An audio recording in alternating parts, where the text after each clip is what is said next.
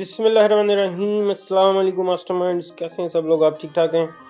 तो आज काफ़ी अरसे के बाद मैं वीडियो बना रहा हूँ क्योंकि कुछ अरसे के लिए मैं बिज़ी था, कुछ मिसाइल में गिरा हुआ था। तो इंशाल्लाह आज से मैथमेटिक्स जो न्यू बुक है उसके सारे लेक्चर्स आपको रोज़ाना आपको मिला करेंगे, ठीक है?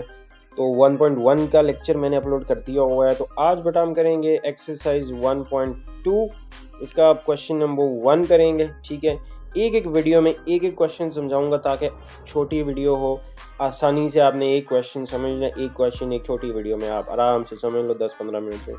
तो चलें स्टार्ट करते हैं आज का लेक्चर।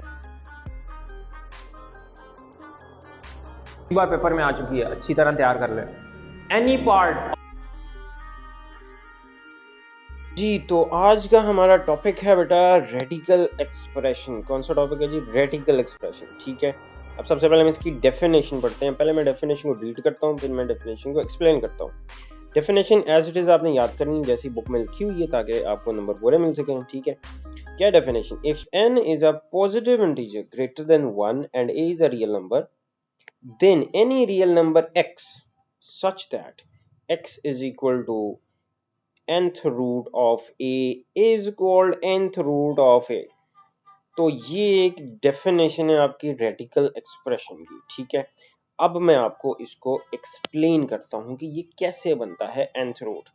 चलो देखो, अगर मेरे पास x की पावर n इक्वल हो a के, x भी एक रियल नंबर है, a भी एक रियल नंबर है, a जो रियल नंबर है वो भी पॉजिटिव है, n जो रियल नंबर है ये ग्रेटर देन 1 होगा, ठीक है? तो x की पावर n अगर इक्वल है a के, तो अब देखो मैंने x की वैल्यू निकाल ली है ना, तो मैं क्या करूंगा, बोथ साइड्स पे पावर 1 ओवर लूंगा, n 1 ओवर n पावर ले ली।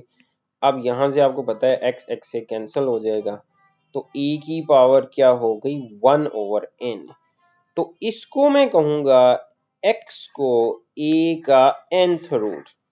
अब आपको बात को समझ आई कि अगर x कोई रियल नंबर हो तो x अगर इक्वल हो a की पावर 1 ओवर n, तो x को हम क्या कहेंगे? x को हम a का nth रूट कहेंगे। इसको हम इस तरह मैं एक्सप्लेन करता हूं कि अगर x पावर n इक्वल हो a के, तो x को a का nth रूट कहेंगे। ये है हमारी डेफिनेशन nth रूट की। अच्छा, अब ये जो शक्ल है ना, इसको बोलते हैं एक्सपोनेंशियल फॉर्म। जब भी आपको 1 ओवर की शक्ल में पावर नजर आ रही हो, इसको बोलते हैं नंबर की एक्सपोनेंशियल फॉर्म। अब मैंने इस एक्सपोनेंशियल फॉर्म को रेडिकल फॉर्म में कन्वर्ट करना है। अब ये जो सिंबल होता है ना, इसको बोलते हैं हम रेडिकल साइन। इसको क्या बोलते हैं? Radical sign. अब मैंने a पावर 1 ओवर n है ना, ये है एक्सपोनेंशियल फॉर्म में, इसको मैंने कन्वर्ट करना है रेडिकल फॉर्म में। उसके लिए मैं क्या करूंगा, ये रेडिकल का सिंबल लगाऊंगा। अब 1 ओवर में जो नंबर आ रहा है n, इसको मैं रेडिकल के यहां पर लिख दूंगा। तो ये जो फॉर्म बनेगी इसको बोलते हैं हम रेडिकल फॉर्म, और इसी का नाम है जी हमारा nth रूट ऑफ a। इसको बोलते हैं रेडिकल फॉर्म। अब जैसे देखो, अगर मैं लिखूं a की पावर 1 ओवर 2, इसका मतलब क्या होगा? Square root. कौन सा रूट? Square root. इसी तरह a की पावर 1/3 लिखूं तो ये क्या बन जाएगा? Cube root. अगर मैं लिखूं a की पावर 1/4, ये बन जाएगा जी फोर्थ रूट। और इसी तरह बढ़ते जाएं। अगर मैं लिखूं a की पावर 1 ओवर n, तो ये क्या बनेगा? nth root. तो याद रखना है nth रूट का मतलब पावर 1 ओवर n। तो अब आई होप आपको डेफिनेशन समझ आ गई होगी कि अगर यहाँ पर अगर एक चीज ऐड कर दी जाती, क्या ऐड कर दी जाती कि x की पावर n अगर इक्वल है a के, तो x को a का nth रूट कहा जाएगा। ये डेफिनेशन है जी आपके पास किसकी? रेडिकल एक्सप्रेशन की। जो भी एक्सप्रेशन इस शक्ल में हो, रेडिकल की शक्ल में हो, उसको बोलते हैं रेडिकल एक्सप्रेशन। अब इसमें ये आपको मालूम है, अभी मैंने बताया a इज कॉल्ड रेडिकल और n इज द इंडेक्स, और ये जो इसके ऊपर ये जो नंबर लिखा होता है ये क्या कहलाता है? ये इंडेक्स कहलाता है। ठीक हो गया। अब ये इंडेक्स ही इसका ऑर्डर कहलाएगा। A real number under the radical sign is called radicand. अब जो नंबर इस रेडिकल साइन के नीचे होगा क्या कहलाएगा? रेडिकेंड कहलाएगा। और ये जो इसके नंबर ऊपर लिखा होगा ये क्या कहलाएगा? ये इंडेक्स कहलाएगा। तो रेडिकल के नीचे वाला रेडिकेंड होता है और ये रेडिकल की जो पावर समझ लो ये इसका इंडेक्स होता है। इसको हम ऑर्डर भी बोल सकते हैं। अब यहाँ पे n है तो सेकेंड ऑर्डर का रेडिकल होगा, ठीक है। अगर इसको ये लिख दें तो ये किस ऑर्डर का रेडिकल होगा? थर्ड ऑर्डर का। इसको आप क्यूब रूट बोलते हैं और इसी तरह सो ऑन। तो ये देखो x अगर रेडिकल फॉर्म में ऐसे है तो एक्सपोनेंशियल फॉर्म में हमने कैसे लिखना है? 1/n। 3 है तो 1/3, 4 है तो 1/4। अब जो स्क्वायर रूट होता है ना उसके ऊपर 2 लिखा होना चाहिए, लेकिन हम नहीं लिखते। तो रेडिकल के ऊपर अगर 2 लिखा हुआ है या नहीं है तो ये अंडरस्टूड बात है कि ये हमारा स्क्वायर रूट होगा। अदरवाइज हमेशा नंबर का इंडेक्स रेडिकल का लिखा हुआ होगा। आई होप आपको रेडिकल का कॉन्सेप्ट समझ आ गया। अब हमने रेडिकल के लॉज पढ़ने हैं और उसके बाद इंडिसेस। इंडिसेस का मतलब पावर के लॉज। इंडिसेस मींस पावर के लॉज। चलें जी सबसे पहले पढ़ते हैं हम। चलें जी रेडिकल के लॉज पढ़ते हैं। रेडिकल का फर्स्ट लॉ क्या है? रेडिकल का ये है जी फर्स्ट लॉ। फर्स्ट लॉ क्या कहता है कि अगर दो डिफरेंट नंबर हों किसी एक ही रेडिकल के नीचे तो दोनों का रेडिकल क्या हो जाएगा? अलग अलग हो जाएगा। ये है हमारा रेडिकल का फर्स्ट लॉ। सेकंड लॉ क्या है रेडिकल का? इसी तरह प्रोडक्ट में अगर दो नंबर्स का होल का रेडिकल हो, इसी तरह क्वोशिएंट में होल का रेडिकल हो तो न्यूमरेटर का रेडिकल अलग, डिनोमिनेटर का रेडिकल अलग।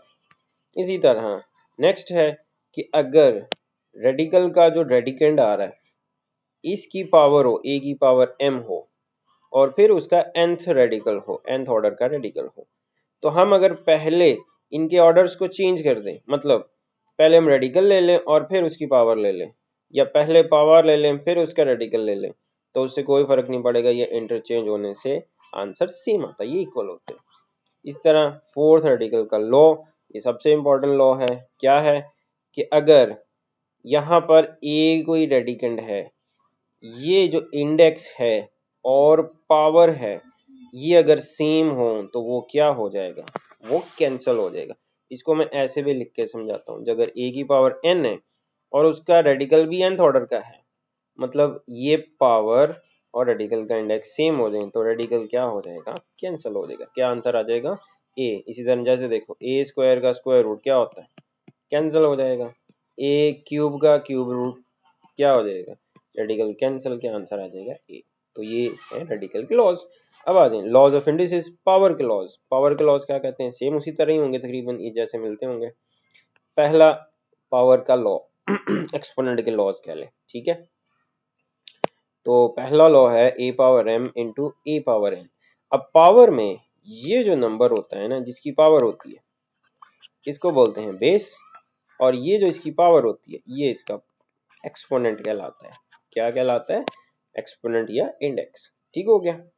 तो अब देखो अगर दो सेम बेसिस हो, दो नंबर्स जिनकी बेसिस सेम हो और इनकी पावर्स अलग अलग हो, तो बेसिस अगर सेम हो तो आपको लॉ ऑफ एक्सपोनेंट क्या कहता है कि इनकी पावर्स क्या हो जाएंगी? पावर्स ऐड हो जाएंगी। ठीक है। फॉर एग्जांपल 2 पावर 3 तो 2 पावर 2, तो बेसिस सेम है तो पावर्स क्या कर देनी है? आपने ऐड कर देनी है। क्या आंसर आ जाएगा? 2 पावर 5। तो ये पहला एक्सपोनेंट का लॉ हो गया। नेक्स्ट सेकंड लॉ क्या कहता है कि अगर a पावर m और फिर होल की पावर n हो तो पावर पावर के साथ मल्टीप्लाई हो जाएगी। ठीक है। कैसे? जैसे 2 की पावर 3 होल की पावर 2, तो ये पावर पावर के साथ मल्टीप्लाई हो जाएगी तो क्या हो जाएगा? 2 की पावर 6। इसी तरह नेक्स्ट एक्सपोनेंट का लॉ देख लो, a b whole power n, different number की होल की पावर हो तो पावर दोनों की अलग अलग हो जाएगी। इसी तरह फ्रैक्शन में ऐसे ही होगा। क्या होगा फ्रैक्शन में? कि दो डिफरेंट नंबर्स फ्रैक्शन में हो और होल की पावर हो, न्यूमरेटर की पावर अलग, डिनोमिनेटर के एक्सपोनेंट अलग, पावर अलग।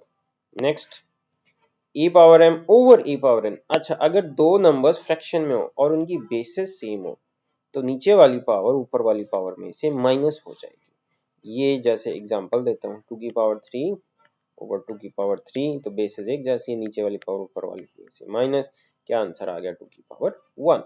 इसी तरह फोर्थ 6th लॉ है a की पावर 0, a की पावर 0 ये कितना होता है, a की पावर 0 हमेशा 1 होता है। अच्छा अब इसमें एक लॉ मैं खुद से ऐड कर रहा हूँ, ठीक है, ये भी आप लोगों ने याद रखना है। ये 7th लॉ में ऐड कर रहा हूँ। 7th लॉ क्या है? 7th लॉ ये है, अगर किसी नंबर की पावर हो और वो फ्रैक्शन में हो या न्यूमरेटर में हो, जब न्यूमरेटर से इसको डिनोमिनेटर से न्यूमरेटर में लेके आएंगे तो पावर की साइन क्या हो जाएगी, चेंज हो जाएगी। न्यूमरेटर से डिनोमिनेटर में जाए, डिनोमिनेटर से न्यूमरेटर जाए तो पावर की साइन क्या हो जाती है, चेंज हो जाती है। ये इसमें नहीं है तो मैंने ये ऐड कर दिया। ठीक हो गया, लॉ समझ आ गए। अब आ जाए डेफिनेशन से कुछ पहले। सर्ड की डेफिनेशन आ जाएगी। सर्ड्स क्या होते हैं? बहुत ही आसान सी इंपॉर्टेंट डेफिनेशन है। An irrational radical with rational radical is called a surd. एक इरेशनल रेडिकल, याद रखना है रेडिकल हमेशा इरेशनल होता है। ठीक हो गया, इरेशनल रेडिकल के अंदर नीचे एक रैशनल रेडिकंड पड़ा हो तो वो क्या कहलाता है, वो एक सर्ड कहलाता है। ठीक हो गया, अब इसको समझते हैं। जैसे ये देखो, ये एक रेडिकल है, ये अब इसके नीचे जो रेडिकंड आ रहा है ना, ये एक रैशनल नंबर है। ये कौन सा नंबर है? रैशनल नंबर है। तो इरेशनल रेडिकल के नीचे एक रैशनल नंबर हो तो ये क्या कहलाएगा, ये कहलाएगा सर्ड। ठीक हो गया।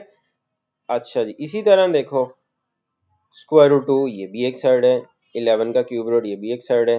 लेकिन यहां पर आ जाओ, ये जो दोनों हैं square root of pi and square root of, ये बताओ जी, ये देखो क्या कह रहा है, every surd is an irrational number but every irrational number is not a surd. हर इरेशनल नंबर, हर जो सर्ड होता है वो इरेशनल होता है, लेकिन हर इरेशनल नंबर सर्ड नहीं होता। जैसे एग्जांपल दे रहे हैं, पाई का स्क्वायर रूट। अब देखो पाई जो है ना, पाई एक इरेशनल नंबर है। हमने कहा है कि इरेशनल रेडिकल के नीचे जो नंबर होगा ये रैशनल होगा, लेकिन ये क्या होता है आपको पता है, पाई एक इरेशनल नंबर है। 1.1 में हमने समझा है, पढ़ा है सारा कुछ कि pi is an irrational number, तो इसका मतलब ये सर्ड नहीं है। इसी तरह इसके नीचे ई आ गया, ई भी एक इरेशनल नंबर है, ये भी सर्ड नहीं है। याद रखना है, ठीक है, एमसीक्यूज में आ सकता है। समझ आ गई सर्ड की? अब आ जाओ नेक्स्ट चलते हैं। अब हम पढ़ते हैं टाइप्स ऑफ सर्ड्स। क्या हैं ये टाइप्स? सर्ड्स कौन सा होता है? इसको बोलते हैं मोनोमियल सर्ड। क्या है? A surd that contains a single term is called a monomial surd. जैसे कि 5 स्क्वायर रूट 7 स्क्वायर रूट। ठीक हो गया। इसके बाद बाइनोमियल सर्ड होता है, a surd that contains the sum of two monomial surds is called a binomial surd. जैसे 3 square root plus 5 square root, 2 square root plus 5 7 square root. अब इसमें लाजमी नहीं है दोनों ही सर्ड्स हों, ये भी हो सकता है 2 प्लस स्क्वायर रूट 3। अब देख लो इसमें एक इरेशनल नंबर आ रहा है ना, मतलब सर्ड आ रहा है ना एक, तो ये इरेशनल नंबर नहीं है, लेकिन ये एक सम है दो नंबर्स का जिसमें एक सर्ड लाजमी होना चाहिए। इसी तरह स्क्वायर रूट 3 प्लस 1, तो ये भी कौन सा है? बाइनोमियल सर्ड, दो टर्म्स वाला। उसके बाद कॉन्जुगेट पे आ जाओ। कॉन्जुगेट क्या होता है? अगर एक सर्ड है a square plus b square, तो अगर हम इसकी दरमियान वाली साइन चेंज कर दें तो ये जो सर्ड्स होते हैं ये कॉन्जुगेट सर्ड्स कहलाते हैं। क्या कहलाते हैं? एक दूसरे के कॉन्जुगेट्स कहलाते हैं, सिर्फ आपने दरमियान वाली साइन चेंज कर दी। चलें जी, अब हम चलते हैं एक्सरसाइज के ऊपर। अब आ जाए एक्सरसाइज पे। अब एक्सरसाइज स्टार्ट करते हैं जी। एक्सरसाइज हमारी है जी 1.2 एक्सरसाइज। अब इस एक्सरसाइज का पहला क्वेश्चन क्या है? क्वेश्चन नंबर 1 के rationalise the denominator of the following. Rationalise का मतलब कि उसमें जो स्क्वायर रूट आ रहा है उसको खत्म करना है, उसको नंबर बनाना है रैशनल। चलें, फर्स्ट क्वेश्चन है हमारा। तो फर्स्ट क्वेश्चन की स्टेटमेंट हमारे पास है जी ये, ठीक है, 13 ओवर 4 प्लस स्क्वायर रूट 3। अच्छा, अब ये नीचे वाला जो सर्ड है इसको हमने कन्वर्ट करना है इरेशनल नंबर से रैशनल नंबर में। अब इसके लिए हमें इसको रैशनलाइज करना है। रैशनलाइज करने का तरीका ये होता है, आपने क्या करना है, पहला स्टेप, आपने जो डिनोमिनेटर पे सर्ड आ रहा है अगर वो बाइनोमियल सर्ड है तो आपने इसके कॉन्जुगेट से इसको मल्टीप्लाई और डिवाइड करते हैं, और इस प्रोसेस को बोलते हैं रैशनलाइजेशन, इसको क्या बोलते हैं, रैशनलाइजेशन। और इसके कॉन्जुगेट से मल्टीप्लाई किया है तो ये इसका रैशनलाइजिंग फैक्टर कहलाता है। तो इसका रैशनलाइजिंग फैक्टर ये होगा, इससे मल्टीप्लाई और डिवाइड कर देना। अब अगला प्रोसेस आसान सा है, न्यूमरेटर को न्यूमरेटर से मल्टीप्लाई करना है आपने, ठीक है। इसको एज इट इज रहने देना है, डिनोमिनेटर को डिनोमिनेटर से। अब देखो a plus B into A minus B, formula लगाओ A square minus B square, denominator में हमेशा यही फॉर्मूला लगना है। बस अब सिंप्लीफाई करते जाओ, तो अब हमारा ये सॉल्व होता जाएगा। 4 का स्क्वायर 16, ये देखो जी स्क्वायर स्क्वायर से कैंसिल, 13, 4 माइनस स्क्वायर रूट 3, तो 16 माइनस 3 कितना हो गया 13, 13 13 से cancel, 4 minus 3 square root, denominator में 1 रह गया, तो डिनोमिनेटर देखो रैशनलाइज हो गया, एंड ये आपका आ गया denominator rationalise, and that is your smiling answer, ठीक है। चलिए पहला क्वेश्चन हो गया जी। अब चलते हैं सेकंड पार्ट पे। सेकंड पार्ट भी सेम है तकरीबन, 2 square root plus 5 square root over 3 square root. अच्छा अब देखो इसमें नीचे आ रहा है मोनोमियल साइड, मोनोमियल साइड का तो बहुत ही आसान है, तो 3 स्क्वायर रूट को 3 स्क्वायर रूट से मल्टीप्लाई करेंगे तो ये स्क्वायर रूट खत्म कर देगा, तो मोनोमियल साइड का रैशनलाइजिंग फैक्टर वही अपने आप के साथ ही मल्टीप्लाई करके वो रैशनलाइज हो जाता है, ठीक है। तो आपने इसको क्या कर देना है, रैशनलाइज कर देना है। तो मोनोमियल सर्ड जो होगा वो इटसेल्फ उसका रैशनलाइजिंग फैक्टर होगा, वो अपने आप ही रैशनलाइज फैक्टर। अब न्यूमरेटर न्यूमरेटर के साथ मल्टीप्लाई हो गया, ठीक है। डिनोमिनेटर को डिनोमिनेटर के साथ मल्टीप्लाई कर दो, होल का स्क्वायर हो गया, square root 3 into square root 5 plus square root 2 plus 5, तो ये स्क्वायर स्क्वायर से कैंसिल, तो 3 हो गया। अच्छा अब इसको आप मल्टीप्लाई भी कर सकते हैं, वो भी ठीक है, लेकिन मैं एज इट इज ही रहने दे रहा हूँ। तो आपने सिर्फ डिनोमिनेटर को रैशनलाइज करना है, तो ये देखो जी हमारा डिनोमिनेटर रैशनलाइज हो गया, and this is your smiling answer, ठीक है। चलो तो इसको आपने रैशनलाइज करना है, इसमें भी देखो डिनोमिनेटर में हमारे पास जो है वो है मोनोमियल साइड, तो इसी से मल्टीप्लाई कर देना है, आपने इसी से डिवाइड कर देना है। न्यूमरेटर को न्यूमरेटर से मल्टीप्लाई कर दिया, ठीक है। डिनोमिनेटर डिनोमिनेटर से मल्टीप्लाई हुआ, होल का स्क्वायर हो गया, ठीक हो गया। सिंप्लीफाई करते जाओ, तो ये देखो जी स्क्वायर स्क्वायर रूट से कैंसिल, मजीद अब सॉल्व करने की जरूरत नहीं है, and that is your also smiling answer. ये हमारा है जी फोर्थ पार्ट, ठीक है। इसमें भी इसको रैशनलाइज करना है, 6 into 4 6 minus 4 into square root over 6 into 4 into 2 square. अब देखो ये है बाइनोमियल साइड, तो इसको आपने कॉन्जुगेट से मल्टीप्लाई करना है। देखो इसमें ये साइन क्या आ रही है हमारी, ये वाली, ठीक है, ये है प्लस की, तो आपने इसको कैसे करना है, माइनस, इसके कॉन्जुगेट से मल्टीप्लाई भी कर देना है, कॉन्जुगेट से डिवाइड भी कर देना है। न्यूमरेटर को न्यूमरेटर से मल्टीप्लाई कर दिया, तो ये दोनों सेम हैं तो होल स्क्वायर हो गया। डिनोमिनेटर पे फॉर्मूला लगाना है A square minus B square का, ठीक है। अब न्यूमरेटर को भी सॉल्व कर सकते हैं फॉर्मूला लगा के, ए स्क्वायर, ठीक है, माइनस 2ab, फॉर्मूला लगा लें A square plus B square minus 2ab, ठीक है। ये हमने ऊपर फॉर्मूला लगा लिया, A square plus B square minus A minus B के होल स्क्वायर का, नीचे फॉर्मूला लगेगा A square minus B square का। 6 का स्क्वायर तो हो गया 30, इसको मैं अगर समझाने के लिए करूँ 4 का स्क्वायर हो गया 16, ये 2 स्क्वायर रूट कैंसिल, 16 इंटू 2, ठीक है। अब न्यूमरेटर को सॉल्व करते जाओ, ये बन गया 36, ये सेम उस तरह 16 इंटू 2, ये बन गया minus 6 two 12, 12 two 24, 24 into 2 square root आ गया। अब देखो ये बना 36 माइनस 32, ठीक है। अब 36 plus 32 minus 24 into square root 2, 36 minus 32 कितना बचा जी, 4 बच गया। 36 प्लस 32 ये बनेगा 3368, और ये बन गया इस तरह ओवर 4।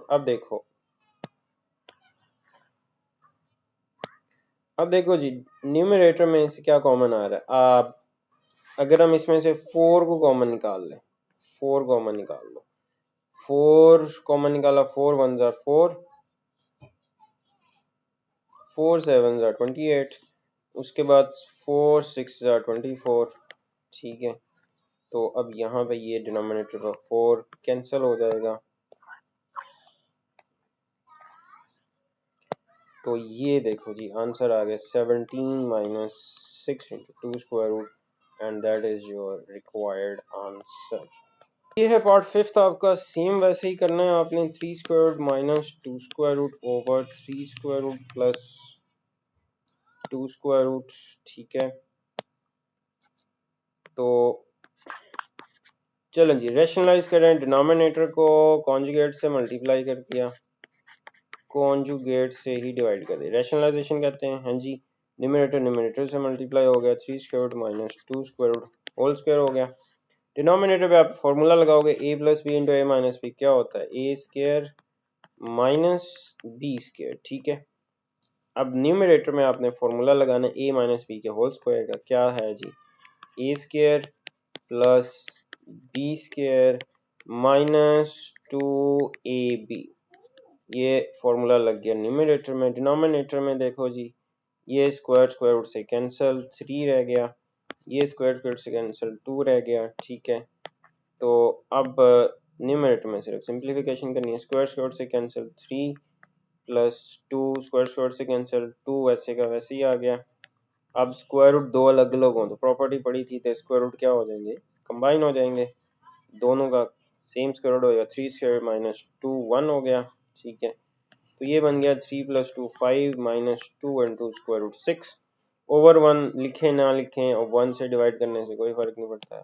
तो देखो जी डिनोमिनेटर आपका रैशनलाइज हो गया। ठीक है जी, ये भी सेम क्वेश्चन है, 4 into square root 3 over 7 square root plus 5 square root. Rationalising factor क्या होगा जी, कॉन्जुगेट होगा इसका, कॉन्जुगेट से मल्टीप्लाई भी कर दो, कॉन्जुगेट से डिवाइड भी कर दो। न्यूमरेटर न्यूमरेटर से मल्टीप्लाई हो जाएगा, डिनोमिनेटर डिनोमिनेटर के साथ। अब ये डिनोमिनेटर में फॉर्मूला लगेगा a plus B into A minus B, क्या बनेगा जी, स्क्वायर रूट 7 का स्क्वायर माइनस स्क्वायर रूट 5 का स्क्वायर। अब जस्ट सिंप्लीफिकेशन आपने करते जाना है, 4 इंटू स्क्वायर रूट 3 इसको एज इट इज रहने देना है, अभी इसको मैं मल्टीप्लाई नहीं करूंगा, तो 7 7 square root cancel, 5 5 square root cancel, 4 into square root 3 7 square root minus 5 square root over, तो अब 7 माइनस 5 कितना बचा जी, 2 बच गया, ये 2 2 को 4 को कैंसिल कर देगा, तो 2 into square root 3 7 square into 5 square root, तो मज़ीद ये इवेलुएट करने की ज़रूरत नहीं है, यही जो है आपका आंसर हो जाएगा। तो लो जी, ये है आपका क्वेश्चन नंबर 1। तो ये सारे पार्ट्स मैंने समझा दिए हैं, आई होप आपको समझ आ गए होंगे। तो अगर आपको इसके नोट्स चाहिए होंगे तो वो भी मैंने इसके लिंक में डिस्क्रिप्शन में डाल दिए इस पूरी एक्सरसाइज के, तो आप वहाँ से उसको डाउनलोड कर लें। तो इंशाल्लाह नेक्स्ट लेक्चर में मैं आपको क्वेश्चन नंबर 2 समझाऊंगा। ठीक है, तब तक अल्लाह हाफिज़। लाइक सब्सक्राइब जरूर कर दीजिएगा, ठीक है, शेयर जरूर कीजिएगा। ओके जी, अल्लाह हाफिज़।